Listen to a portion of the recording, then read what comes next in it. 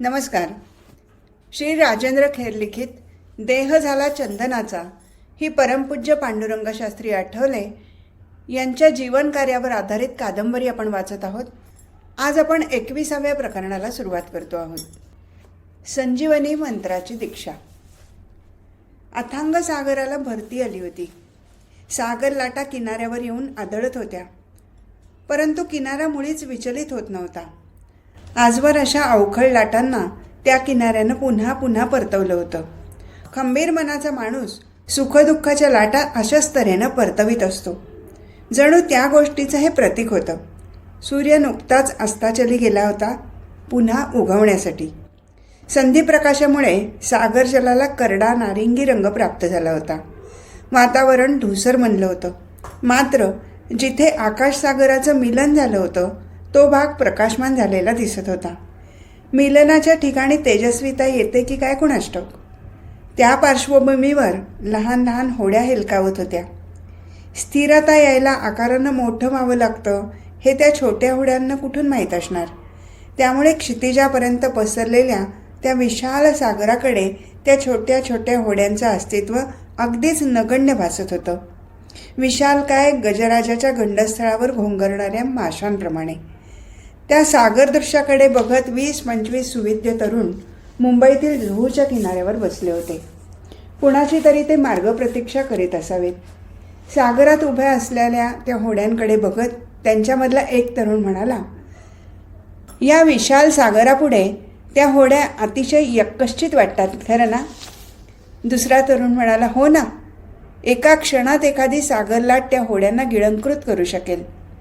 तिसरा तरुण म्हणाला, या विश्वात माणसाचं आयुष्य असंच आहे. माणूस नियतीच्या हातातलं बाहुलं आहे. नियतीच्या तालावर माणसाला नाचावंच लागतं. पुन्हा पहिला तरुण उत्तरला, पण शास्त्रीजींनी मागील शिबिराच्या वेळी काय सांगितलं होतं आठवतं ना? काय? माणसानं नियतीवर स्वार व्हायला शिकलं पाहिजे. नियतीशी त्यानं 2 हात केले पाहिजेत. दुसरा तरुण म्हणाला, बरोबर आहे. त्यांनी श्रीकृष्ण, याज्ञवल्क्य, अगस्ती यांची उदाहरणं दिली होती ना? हो तर शास्त्रीजी केवढं भरभरून विचारधन देतात. आत्तापर्यंत मी त्यांच्या 3-4 शिबिरात सहभागी झालो होतो. त्यांनी दिलेलं विचारधन केवढं मोलाचं होतं. मी तर अगदी थक्क होऊन गेलो.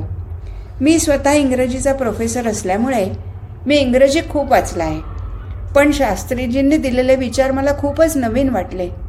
प्रोफेसरांच्या या बोलण्यावर पलीकडे बसलेल्या तरुण वकिलानं वकिली केली. हो, शास्त्रीजींनी संपूर्ण रॉयल एशियाटिक लायब्ररी पिंजून काढली आहे, त्यामुळे त्यांचे विचार आपल्याला नवीन वाटणारच. यावर पहिला तरुण चटकन उत्तरला, मुळीच नाही.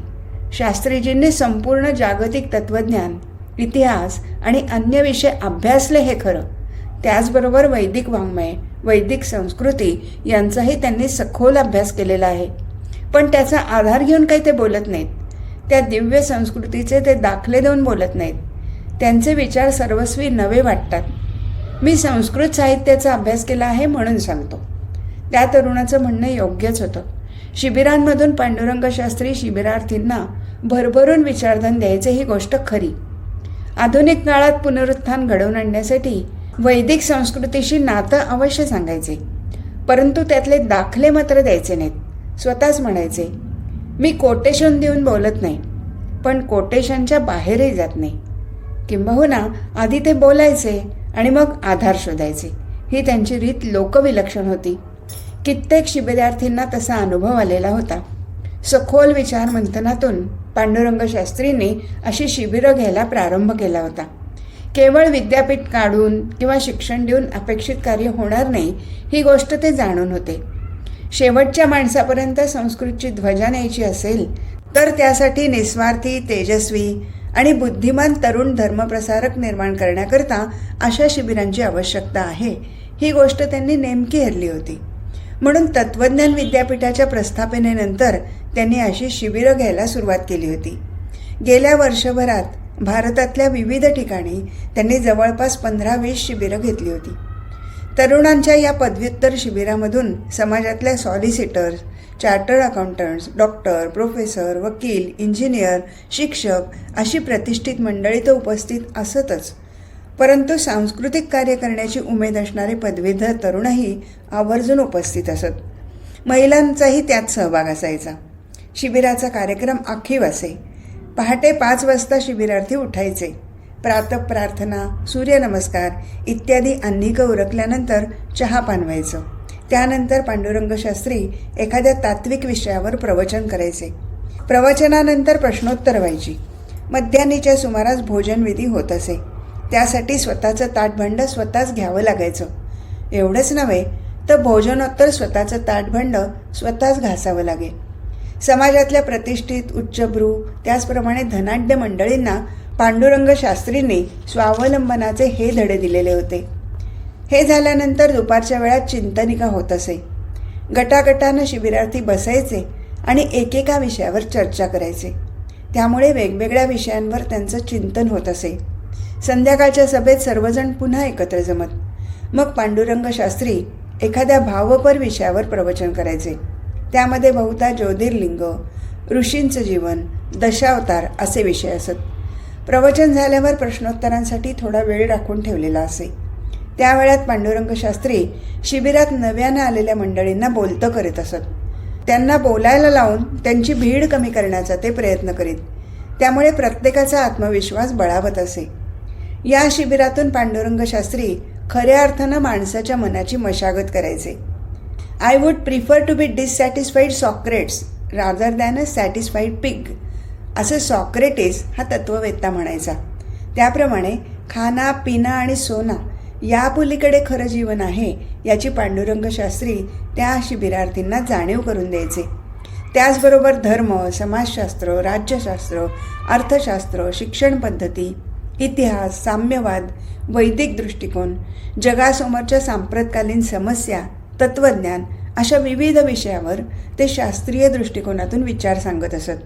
त्याचबरोबर सद्यकालीन विविध समस्यांचं निराकरण करण्याचे उपायही सांगत. हे भरभरून विचारधन देताना ते पोटतिडकीने सांगायचे. वैदिक संस्कृती, वैदिक विचार, वैदिक संस्कृतीची परंपरा, वैदिक जीवनपद्धती, गीता आणि उपनिषद यामधलं तत्त्वज्ञान घराघरात पोचलं पाहिजे. वैदिक श्रुती आणि स्मृती यांच्यामध्ये मानवाच्या जीवनाचा विकास घडवून आणण्याची ताकद आहे. वेदांना काळाची मर्यादा नाही, भौगोलिक मर्यादा नाहीत, भाषा, स्त्री, पुरुष, धर्म असा भेदाभेद नाही. आमचा दृष्टिकोन हा वैश्विक स्वरूपाचा दृष्टिकोन आहे. म्हणूनच आम्ही मॅक्स मुल्लर, विंटरनिट्झ, ट्विवन अशा थोर पाश्चात्य तत्त्ववेत्यांना संत पुरुषच मानतो. आपल्या दिव्य संस्कृतीची परंपरा घराघरात नेण्यासाठी तुम्ही देवावर सारा भार टाकून आत्मविश्वासाने उभे ठाका. तुम्हाला तुमच्या हातानं प्रभुकार्य करायचं आहे. पांडुरंग शास्त्रींच्या अशा बोलण्यातून शिबिरार्थींचा आत्मविश्वास वृद्धिंगत व्हायचा. त्यांचा आतला आवाज जागृत व्हायचा. आज समाजापुढे आर्थिक प्रश्न नसून बौद्धिक प्रश्न आहे हे त्याला समजून चुकायचं. त्यामुळे प्रत्येक शिबिरार्थी स्वतःच्या क्षमतेनुसार कार्यप्रवण व्हायचा. त्या शिबिरातून असाच अनुभव प्रत्येकाला येत असे. या कार्यप्रवण झालेल्या शिबिरार्थींना अद्याप मार्ग मात्र मिळत नव्हता. कार्याची दिशा गवसत नव्हती. योग्य वेळी पांडुरंग शास्त्रीच आपल्याला मार्ग दाखवतील या विचारानं ते शिबिरार्थी वाट बघत होते आणि पांडुरंग शास्त्रींच्या प्रत्येक पुढच्या शिबिरात त्या अपेक्षेनं सहभागी होत होते. त्या दिवशीच्या सायं बैठकीचं स्वरूप मात्र काहीसं वेगळं होतं. इतर वेळी 200-500 लोक शिबिरात सहभागी व्हायचे, परंतु त्या दिवशी संध्याकाळी अगदी मोजक्याच लोकांना पांडुरंग शास्त्रींनी या अनोख्या बैठकीत सहभागी होण्याची अनुज्ञा दिली होती. ही 20-25 तरुण मंडळी ठरलेल्या वेळेपूर्वीच मोठ्या उत्साहानं जुहूच्या सागर किनाऱ्यावर येऊन दाखल झाली होती. तिथे आपापसात गप्पा गोष्टी करीत बसली होती. एव्हाना चांगलंच अंधारून आलं होतं. ते शरद ऋतूचे दिवस होते. एवढ्यात पूर्व दिशेनं चंद्रबिंब नाचत नाचत वर आलं आणि त्या बिंबानं अंधाराला पुरतं गिळून टाकलं. चंद्रप्रकाश अंगावर घेऊन सृष्टी ज्यात उजळून निघालं. भूमीवर चंदेरी रंगावली रेखली गेली. सागर लाटांवर चंदेरी नृत्य सुरू झालं. अगदीच निरामय आणि शांत असलेल्या जुहू किनाऱ्याचा परिसर आणखी शांत होऊन गेला. तिथे वर्दळ होती, पण ती वर्दळही शांततेत विलीन होऊन गेली होती. तिथे ऐकू येत होता तो फक्त सागर लाटांचा खळखळाट, पण तो एकसुरी आवाज कर्णमधुर वाटत होता. सारं वातावरण एक प्रकारच्या आध्यात्मिक शांततेत गुरफटून गेलं होतं. त्याचवेळी पांडुरंग शास्त्री तिथे येऊन दाखल झाले. आकाशातल्या चंद्राप्रमाणेच असलेलं त्यांचं लोभस व्यक्तिमत्व उपस्थितांच्या नेत्रांना शीतल भासलं. मात्र त्यांच्या करारी तेजस्वी मुद्रेकडे पाहून त्यांच्या मनातील खळबळ त्यांना सहज जाणवली होती. खवळलेल्या सागरतळी माणिक मोती लपलेले असतात, त्याप्रमाणे त्यांच्याही मनाच्या तळाशी माणिक मोत्यांसारखं मौल्यवान विचारधन लपलेलं असणार याविषयी त्यांची खात्री होती. परंतु कुणीही काही बोललं नाही. त्यांना बघताच सगळीकडे एकदम स्तब्धता पसरली. सभोवतालच्या शांततेत ती एकजीव झाली. काही न बोलता सर्वजण एकदम शांततेनं उभे राहिले. त्या खास बैठकीला आता प्रारंभ होणार होता. यथावकाश पांडुरंग शास्त्री त्यांच्यात येऊन बसले. मग त्यांनी बोलायला प्रारंभ केला. धारदार शब्द त्यांच्या मुखातून बाहेर पडू लागले. आपलं काठोकाठ भरलेलं अंतःकरण मोकळं करताना ते म्हणत होते, भारतातील घराघराचा ताबा घेण्यासाठी आज साम्यवादी लोकांचे कटोकटीचे प्रयत्न चालले आहेत, पण त्यांना यश लाभलं नाही. काय कारण असू शकेल? ती मंडळी एक गोष्ट समजून चुकली आहेत. ती म्हणजे भारतीयांमध्ये थोडीफार का होईना पण रामकृष्णावरील श्रद्धा टिकून आहे. आणि जोपर्यंत अशी श्रद्धा आहे तोपर्यंत भारताला लाल रंग कदापि चढणार नाही. अशा परिस्थितीत त्या साम्यवादी लोकांच्या समोर एकच मार्ग शिल्लक उरला आहे, तो म्हणजे पद्धतशीर प्रयत्नांनी भारतीयांची ही श्रद्धास्थानं उद्ध्वस्त करून टाकणं. म्हणून रामकृष्णांवर अश्लीलतेचा आरोप करून ते लोक बिभत्स वाङ्मय छापत आहेत. सुंदर गुळगुळीत कागदावर सुबकपणानं छापलेलं हे वाङ्मय ते खेड्यापाड्यातून घरोघर फुकट वाटत आहेत. रामकृष्णांच्या विचारापासून वंचित राहिलेला पंगू, भक्तीला उबगलेल्या आणि जड बनलेल्या आणि धर्मबंधनातून मुक्ती इच्छिणाऱ्या अविचारी बावळट तरुणांपर्यंत हे वाङ्मय ती मंडळी पोचवत आहेत. ते वाङ्मय वाचून आपले हे तरुण रामकृष्णांना लाथा मारायलाही कमी करणार नाहीत. पांडुरंग शास्त्री काही वेळ बोलायचे थांबले. त्यांच्या तेजस्वी मुद्रेवर चंद्रप्रभा फाकली होती, त्यामुळे त्यांची मुद्रा अधिकच तेजस्वी दिसत होती. बोलताना ते थांबले तेव्हा त्या तरुणांपैकी रामदासभाई म्हणाले, या लोकांच्या मागे रशियासारखं बडं राष्ट्र उभं आहे ना, म्हणून त्यांचे हे उद्योग चालले आहेत. पांडुरंग शास्त्री म्हणाले, आज देशात 2 प्रमुख प्रवाह दिसतात हे खरं. रशियानं धाकदपक्षाच्या बळावर आपलं राष्ट्र उभं केलं आहे, तर अमेरिकेनं भोगाच्या बळावर आपलं राष्ट्र उभं केलं आहे. अशावेळी आपण काय स्वस्थ बसायचं? तुम्हीच विचार करा. भक्तीच्या बळावर आपल्याला आपलं राष्ट्र उभं करता येणार नाही का? रामकृष्णावरील भक्ती अधिक दृढ करायला नको का? अशा परिस्थितीत वेद, उपनिषद, गीता या सनातन ग्रंथातील विचार ज्या तरुणांनी समजावून घेतले आहेत त्या तरुणांची जबाबदारी निश्चितच वाढते. आपल्या संस्कृतीच्या संरक्षणासाठी त्यांनी धावून गेलं पाहिजे. भक्ती, धर्म आणि अध्यात्म याचं खरं स्वरूप लोकांना दाखवून दिलं पाहिजे. जेव्हा समाजातून भक्ती, धर्म आणि अध्यात्म यांच्याबरोबरच कृतज्ञता आणि वात्सल्य नष्ट होतं, तेव्हा भौतिकवादी लोक उभे राहतात. ते लोक संस्कृतीचा घात करतात. आपण आपली दैदिप्यमान संस्कृती तारली पाहिजे. Way of life, way of worship आणि वे ऑफ थिंकिंग या त्रयीतून संस्कृती उभी राहते. 2 पायावर चालणं ही केवळ मानवी संस्कृती नाही. सन्मार्ग सोडलेल्यांना आपण अशा गोष्टी समजावून सांगायला हव्यात. त्यासाठीच आपण खडबडून जागं झालं पाहिजे, तडफडून उठलं पाहिजे आणि पुढे झेपावलं पाहिजे. त्यांना प्रात्यक्षिक दाखवलं पाहिजे. नुसते विचार भरून तेज येत नाही, त्याचबरोबर आचाराचीही तेवढीच आवश्यकता असते. पांडुरंग शास्त्रींच्या एकेका शब्दाबरोबर समोर बसलेल्या 20-25 सुविद्य तरुणांच्या माना उंचावत होत्या. अंतःकरणातील खळबळ उचंबळून येत होती. शब्दरूपानं ती ओठांपर्यंत येत होती. परंतु पांडुरंग शास्त्रींच्या मुखातून तडफदार शब्दांचा आवेशपूर्ण ओघ अखंडपणानं ओसंडतच होता. त्यामुळे मध्येच काही बोलणं त्यांना प्रशस्त वाटत नव्हतं. पांडुरंग शास्त्रींचा घणाघाती मारा सुरूच होता. आज ज्या प्रकारची भक्ती समाजात बोकाळली आहे त्या गोष्टीचा कुणी विचार करतो का? भाली टिळा आणि गळ्यात माळा घालून रामनाम घेतलं म्हणजे का भक्ती होते? आपण स्वतःला कृष्णभक्त म्हणवतो, पण श्रीकृष्णाचे विचार नीट समजून घेतले पाहिजेत असं कुणाला तरी वाटतं का? दहीहंडी फोडायची आणि सुंठवडा खायचा यालाच भक्ती म्हणायची का? भगवंताबद्दल भाव निर्माण व्हावा, त्याच्यावरील श्रद्धा वाढावी यासाठी प्रयत्न करणं ही काय भक्ती नाही? मी तुम्हाला सांगतो, मानवी मूल्यांना पुनर्जीवित करणं, नाश पावणाऱ्या सांस्कृतिक मूल्याचा जीर्णोद्धार करणं हेच खरं प्रभू कार्य आहे. हीच खरी भक्ती आहे. केवळ टाळ मृदुंग वाजवीत रात्रभर भजन म्हणणं एवढीच काही भक्ती नाही. असं म्हणतात तेव्हा दोनच नाद घुमत होते. एक होता सागराच्या खळखळाटाचा नाद आणि दुसरा होता पांडुरंग शास्त्रींच्या मुखातून बरसणाऱ्या तेजस्वी शब्दांचा नाद. या दोन नादात सागर किनारी बसलेल्या तरुणांना तिसराही नाद जाणवत होता. तो होता त्यांच्या अंतर्यामीचा नाद. तो अंतर्यामीचा खळखळणारा नाद प्रत्येकाच्या कानाशी लागून सांगत होता, उठ, तुला आता कार्याला लागलं पाहिजे. हे माझं काम आहे, तुला यासाठी धावलंच पाहिजे. साऱ्या वातावरणालाच त्यावेळी पावित्र्य प्राप्त झालं होतं. चंद्रप्रकाशात धरणी नाहून निघत होती. किनाऱ्यावरील काळ्या कभिन्न नारळ पोफळीतून लपंडाव करीत चंद्रमा चांगलाच वर आला होता. चंदेरी प्रकाशाची सर्वत्र उधळण होत होती. दूरवर वक्राकार होत गेलेल्या सागर किनाऱ्यावरची शुभ्र रेती त्या प्रकाशात अधिक शुभ्र बनलेली दिसत होती. जणून तिथे आकाशगंगाच अवतरली होती. पश्चिम क्षितिजापर्यंत पसरलेल्या अथांग सागरावर चंदेरी प्रकाशाची रंगावली रेखलेली दिसत होती. दूरवरून दिसणाऱ्या खोल सागरात अजूनही त्या मघाचा नावा तरंगत होत्या. चंद्रप्रकाशात ते दृश्य स्वप्नपट वाटत होतं. लाटांबरोबर त्या नावांना चांगलेच हेलकावे बसत होते. त्यामुळे एकदम ती स्वप्नसृष्टी भंग पावत होती आणि सत्यसृष्टीचा साक्षात्कार घडून येत होता.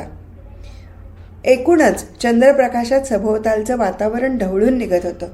भरतीच्या समुद्र मंथनामुळे पाण्याच्या पृष्ठभागावर जणू फेनरूपी अमृत जमा झालं होतं, तर सागर तीरावर चाललेल्या विचार मंथनातून चैतन्यरूपी अमृत निघत होतं. अजूनही ते विचार मंथन चाललंच होतं. पांडुरंग शास्त्री पुढे आवेशाने बोलत होते.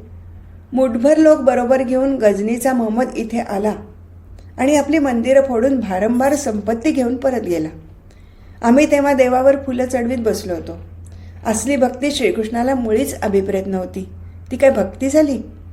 तुम्हाला असं वाटतं का की मंदिरात पूजा आरती करून प्रसाद खात बसणं एवढाच भक्तीला सीमित अर्थ आहे? मुळीच नाही. पण दुर्दैवानं आजची भक्ती, आरती आणि प्रसाद यांच्यामध्येच अडकून बसली आहे. आजच्या मंदिराचं एवढंच स्वरूप उरलं आहे. जडवादाचा प्रवाह असली मंदिरं आणि त्यातून चाललेली खुळचट भक्ती आपल्याबरोबर केव्हा वाहून नेईल आणि समुद्रात बुडवून टाकील हे कळणार देखील नाही. मग भोगाचा आधार घेऊन माणूस पशुतुल्य बनेल. अशा वेळी वेद, उपनिषद, गीता यातील विचार समजून घेतलेले तरुण जर स्वस्थ बसले तर ते आपलं कर्तव्य चुकले आहेत असं होईल. मग समाज, इतिहास किंवा भगवान कुणीही त्यांना क्षमा करणार नाही. म्हणून तुम्ही खेड्यात गेलं पाहिजे. तुम्हालाच हे कार्य केलं पाहिजे. कारण भ्रांत ईश्वरवादी लोकांमध्ये जगाला बदलण्याची शक्ती नाही. जडवाद्यांना दूर करण्याची हिंमत त्यांच्यामध्ये नाही. प्रत्येक मंदिर, मशीद आणि चर्च ही ठिकाणं जडवादातच गुंतून पडली आहेत. कित्येक मंदिरं सांप्रदायिकतेच्या भिंती घालून बसली आहेत. त्यांची बौद्धिक शक्ती संपुष्टात आलेली आहे.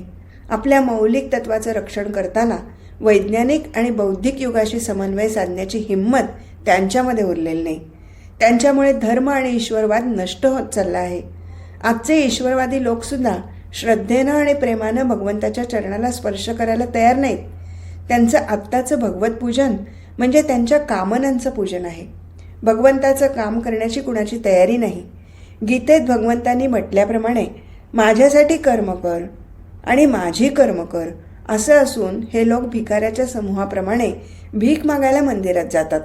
त्यांच्या हातून काहीही घडून येणार नाही.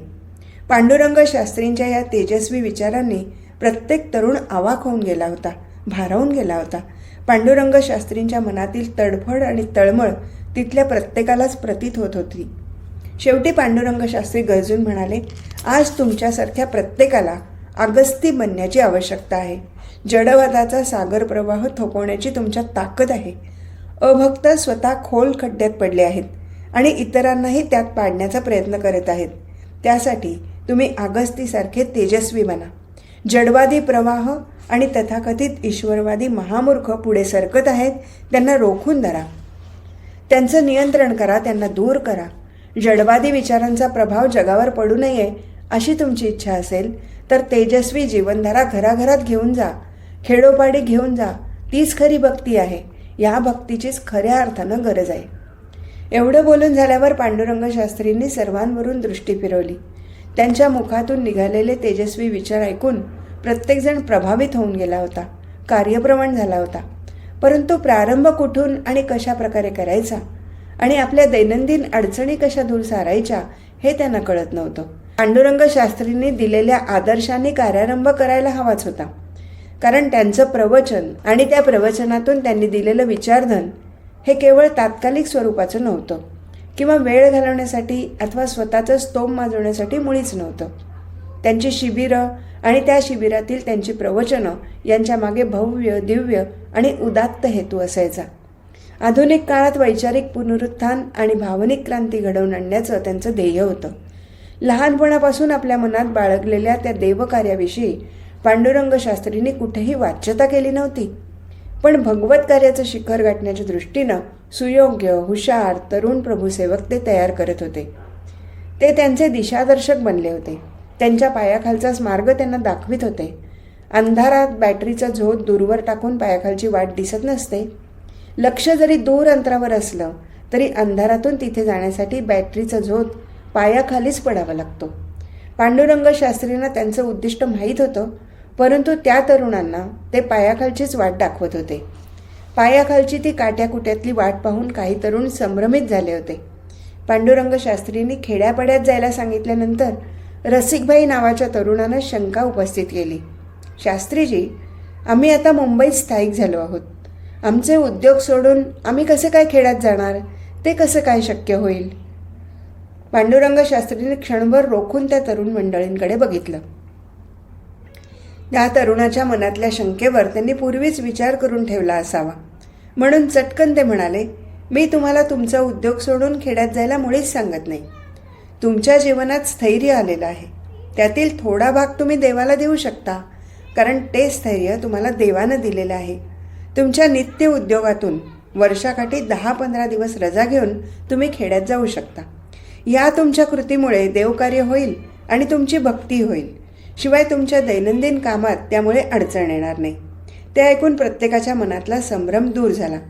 वेळेची सबब खोटी आहे ही गोष्ट प्रत्येकाला कळून चुकली. देवकार्यासाठी केव्हा आणि किती वेळ काढायचा हा त्यांच्या मनातला प्रश्न सुटला होता. प्रत्येकजण त्या कार्यासाठी प्रवृत्त झाला होता. अशक्य वाटणारं काम सरळ सोपं झालं होतं. खेड्यापाड्यात जाण्याचं प्रत्येकाच्या मनात पक्क ठरलं होतं.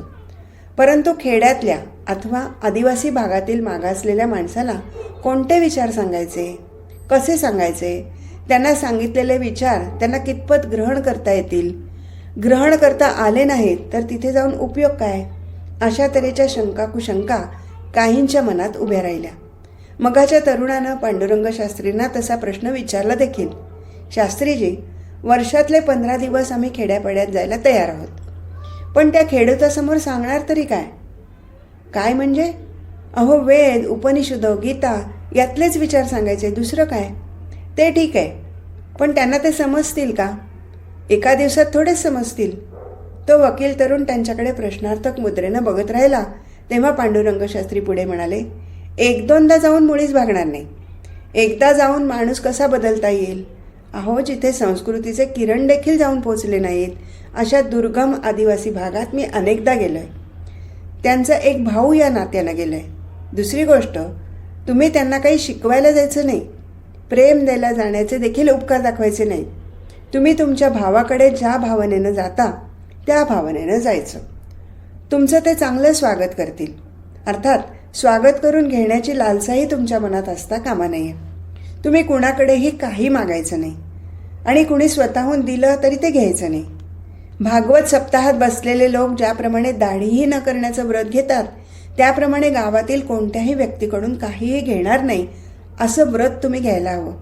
तसं झालं तरच ती भक्ती मानली जाईल, अन्यथा तो व्यवसाय ठरेल, धंदा मानला जाईल. हे प्रभू कार्य आहे, इथे खोटं काही चालणार नाही. देवाला आत बाहेर काही खपणार नाही. त्यांच्यासमोर बसलेल्या तरुणांच्या मनातील एक शंका गळून पडायला लागल्या. मनाचं आकाश स्वच्छ व्हायला लागलं. शंकाकुशंकांचे ढग पांगायला लागले.